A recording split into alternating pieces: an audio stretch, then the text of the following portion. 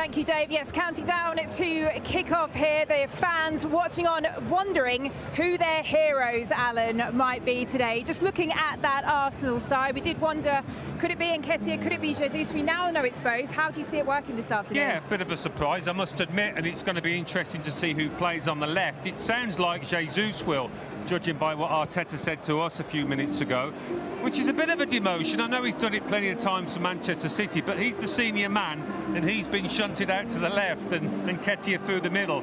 Having said that, it's a big show of faith in Nketiah, so that'll do him a lot of good, I think, confidence-wise. Yeah, from the player's perspective, though, on an occasion like this, I'm sure he probably would have preferred to have played through the middle.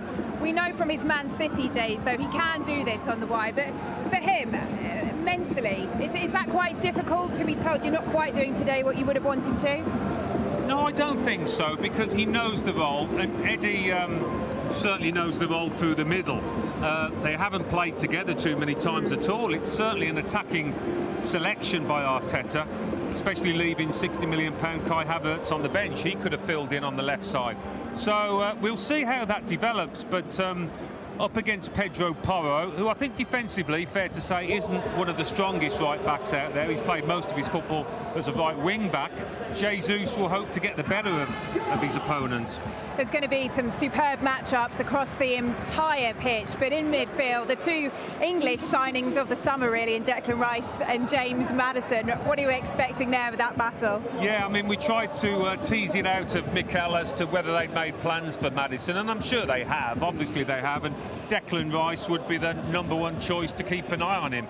He's not, I don't think he's going to man-mark him, but he'll certainly be looking left and right to see where Maddison is, because Maddison has done ever so well since joining, getting shots away, creating chances. He's certainly one of their biggest danger men, and Declan Rice has settled so quickly here.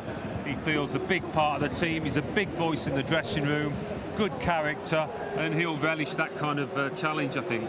Yeah, Declan Rice, he has been like a duck to water so far, hasn't he? And it's these big occasions, this is why they've spent big on him, isn't it? Yeah, it is. And also, he's learnt so much off Mikel Arteta in the short space of time he's been there.